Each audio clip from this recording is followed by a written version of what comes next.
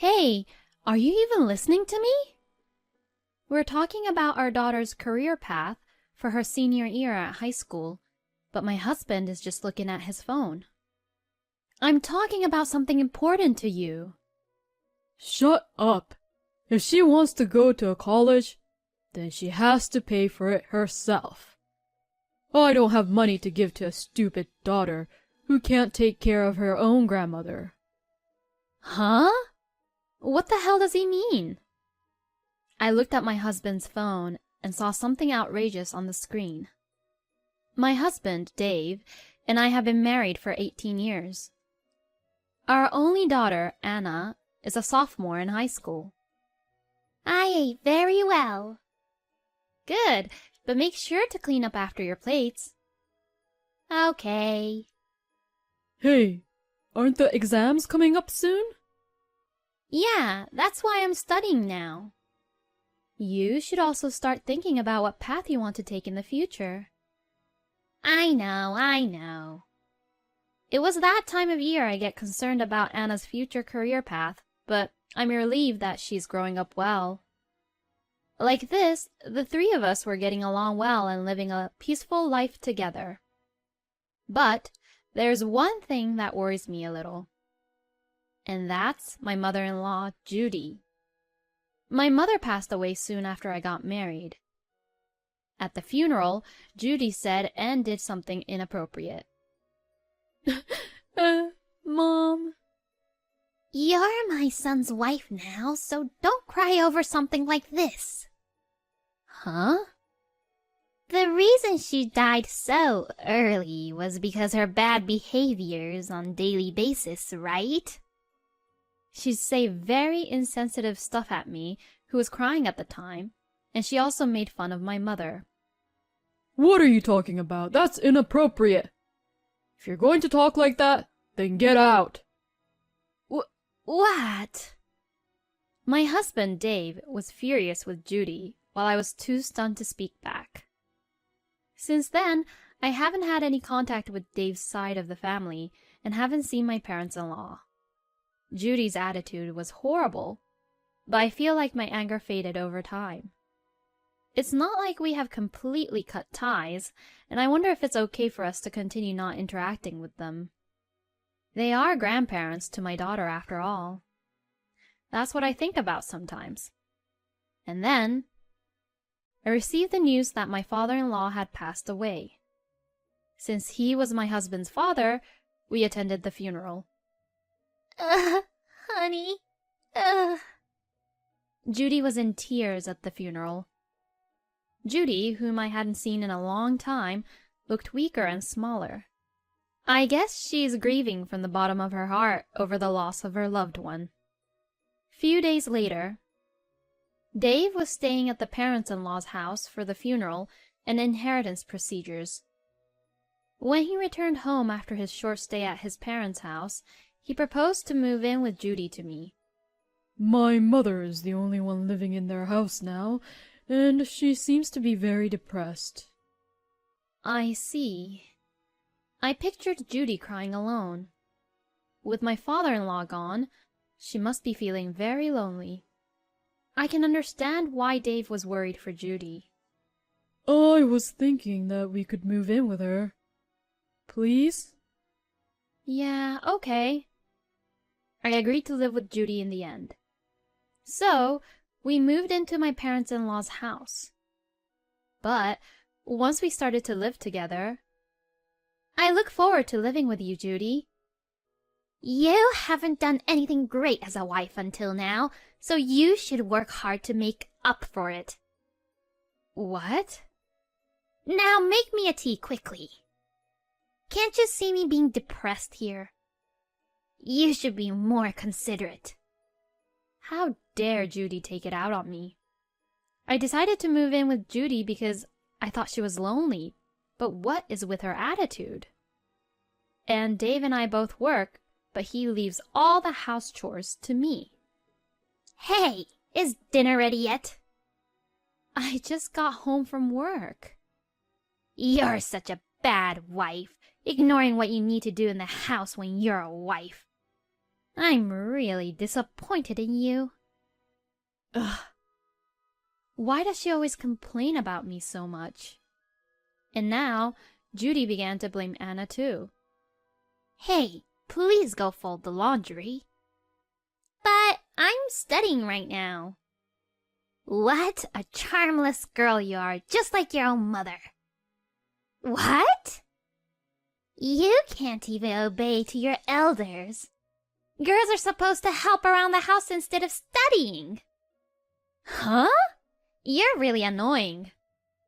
Anna was at her adolescence, so she became rebellious towards Judy. Studying is useless. Doing the house chores are much more useful. You're freaking annoying. My goodness, she's such a useless child, isn't she? The relationship between Judy and Anna was getting worse. It came to the point where I was regretting why we were living with her and wondered why I had agreed to live with her. Dave, on the other hand, was gradually being brainwashed by Judy. I'm home. Welcome home, honey. Come on, let's get your bag and jacket over here. You should sit and relax here. Oh, thanks. It's actually the wife's job to serve her own husband. I'd like to teach Clara all the things I would do as a wife, but it's hard to even do that when she's not motivated about it and doesn't take me serious. Really? When Judy lies and cries, Dave defends her and doesn't listen to what Anna and I had to say. Clara and Anna is always harassing me. Please do something about it, sweetie. You're disgusting, harassing my own mother. I've never harassed her, ever. She always crumples up my laundry, and it's just terrible what she does to me. I've never done that before. Rather, she's the one who complains and harasses me all the time. How dare you talk like that? You're not being a good wife at all. No, grandmother's lying, and all you do is take her side. Stop butting in. It's all thanks to me that you can live your life like right now. You do know that, right? Believing in Judy's lies, Dave began to swear at me and our daughter. While this frequently happened, Anna became a senior in high school. And on the day of a parent-teacher conference at our daughter's school, I attended every parent-teacher conferences and I always told Dave about it. And this time again, we were talking in the living room after dinner, but Anna is thinking about going to college too. Yeah, I narrowed it down to a few places that have the department of my choice. Her teacher said that if it's this college that she wants to go to... Hey, are you even listening to me? Dave wasn't saying anything and was just looking at his phone. He didn't seem like he was listening to me, and he didn't even look interested, which was the same as how he was last year. I'm talking about something important to you. Shut up. If she wants to go to a college, then she has to pay it for herself. I don't have money to give to a stupid daughter who can't take care of her own grandmother. Huh? I rolled my eyes at Dave, who said this in an annoyed tone. What on earth is he even saying? Huh? What do you mean, stupid? I don't have any money of my own, and you're being so irresponsible, Dad. You have some nerve to only depend on me when you need money. You have a thick skin just like your mother. I wonder how your mother educated you like that. What? When my daughter argued back to Dave, he got really angry. Then Judy interrupted and joined Dave to argue back. If the mother is not good enough, then the daughter will not be good enough either. A daughter who doesn't know her place and gets cocky doesn't deserve to have anything paid for her. That's right. Why should I pay money for a selfish, stupid daughter? How dare he says that Anna was selfish. We have been saving for our daughter's college fee, and it's not like we didn't have any money. I couldn't take it anymore that Dave and Judy would say something like that just because they didn't like us. If you're going to be this annoying about money, then fine. I'm getting a divorce. I was so frustrated that I declared for a divorce. There is no way you can afford Anna's college fee on your own, you idiot! Dave scoffs at me as he says that. If you want a divorce, do whatever you want. I don't want a useless wife who can't take care of her own husband's family, and I don't want a stupid daughter who was educated by such idiot wife. The savings for the family that you and I had together will be used for my family, mainly my mother, so don't you dare count on it. Oh, I see. Well, I hope that we live in a world where your arrogance is tolerated. Dave yells at me as he looks down on me, and I laugh back at him without flinching. Don't you worry about the money, just follow me, Anna. I turned to my daughter and gently told her. My daughter, puzzled by the sudden turn of events, remained silent. You're going to go to your father and cry to him, aren't you? He should be so annoyed by you to be depending on him at your own age. Well, I guess it can't be helped, since he's the one who raised you to be his idiot daughter. You get angry when people speak horribly of your own family, but you speak horribly of other people's families. You're so contradicting. My daughter seemed to realize something when she heard that. Let's go now, Anna. Yeah, I'll follow you, Mom. So Anna and I left my parents-in-law's house. For the time being, we decided to stay at my parents' house. A few days later, I asked my lawyer to proceed with the divorce. I sent a letter of content certified notice to Dave. Few days later, my husband came over to my parents' house. What are you doing here? I'm sorry. I sincerely apologize. I don't want a divorce.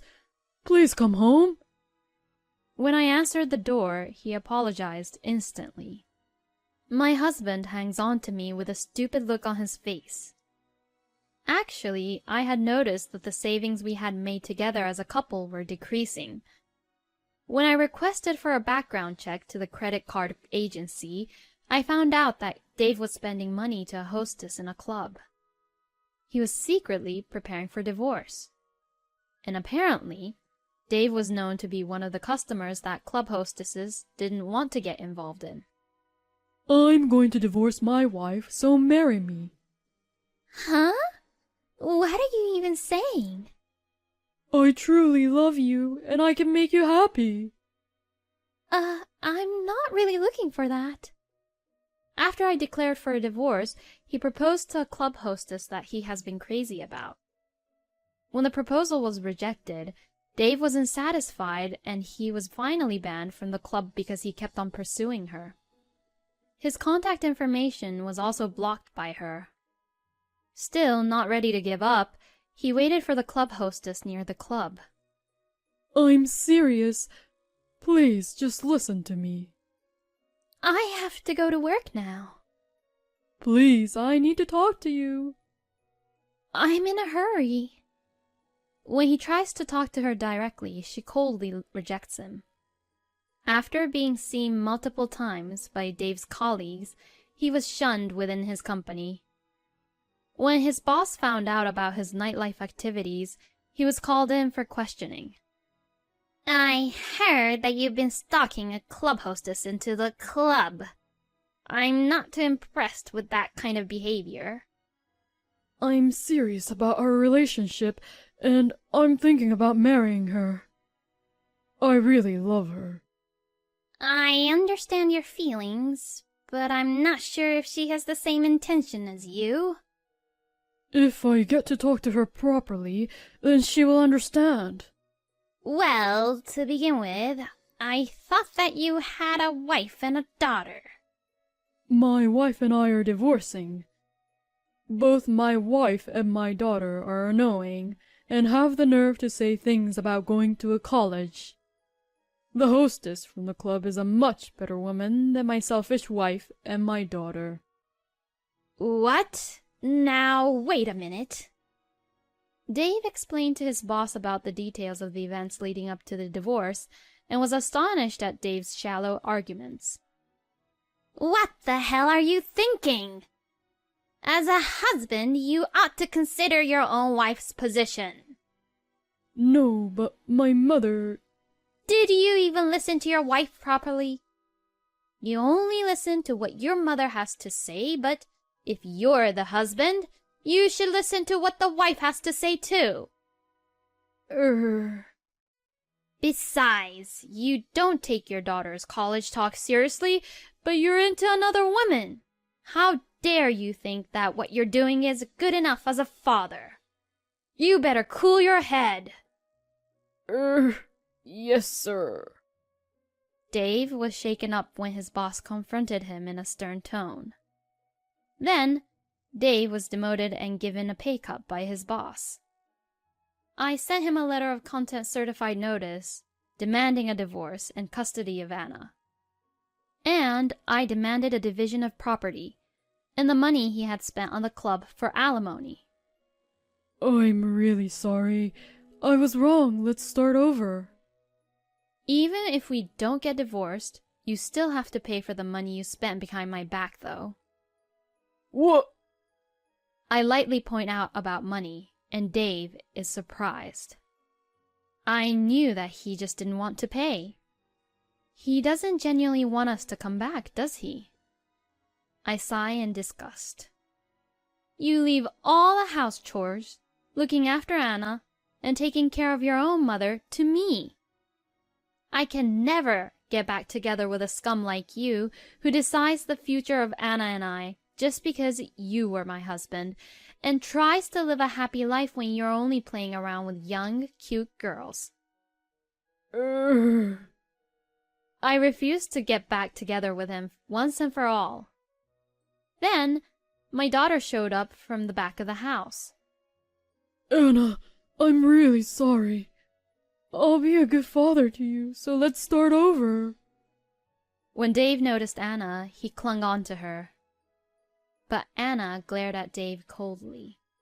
"Do you have any idea what I've been going through these past few months? If you think that you can be forgiven with just one such light apology, you're being stupid, and just because I'm only in high school, you look down on me too much."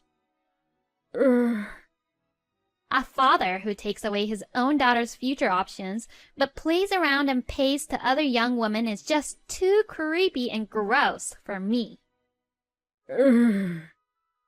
Dave couldn't hide his shock at Anna's complete rejection towards him. He slumped his shoulders and left. Then soon after, my husband was completely depressed. I can't stand middle-aged men who can't tell the difference between reality and fun. He was also rejected from the hostess at the club. Eventually, Dave gave up trying to get back with me and finally proceeded to pay the fees I had claimed him. The money he spent on the club and the alimony was covered by the money from my ex-father-in-law's inheritance, but that wasn't enough, so the rest was paid in installments. The monthly alimony and child support payments are difficult for Dave, who had a pay cut at work. After the divorce, Judy visited me once at my parents' house. "You have made my life difficult. I forgive you, so you should forgive my son too and come back home." Judy blamed me at the front door and screamed at me. I'm so fed up with my selfish mother-in-law, who is always looking down on me. I called Dave, and he rushed over to pick Judy up. "Mom, what are you doing?"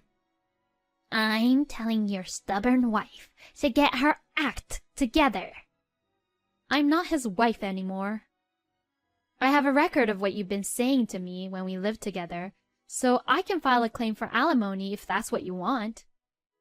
Are you even listening to what you're saying to me? Huh? How dare you talk to me like that? Judy got angry at me as I spoke calmly, but... That's enough! You're putting me in a bad position, Mother. Ugh. Dave lost his temper to his own mother. Dave got so angry that he put Judy in an institution. With the alimony and child support payments and the payment for the facility, my ex-husband's life has become quite tight. Another tough month. He has to do all the house chores by himself, and he's living a lonely life on his own now. My daughter and I are spending peaceful days at my parents' house. She's doing her best to pass the entrance exam for college, despite everything that had happened. Here you go, your dinner. Why don't you take a break? Thanks, I was actually just getting a little hungry now. I'll eat now. You're working hard, but don't push yourself too much. I'm my mother's daughter, and you don't have any good luck with men, so I'm going to do my very best and become an independent woman who can live on her own without depending on a man. Oh, I see. I laughed at her jokingly. But if my daughter is working hard to follow the path she has chosen, I'll do my best to support her. And I want her to be truly happy, more than anything else.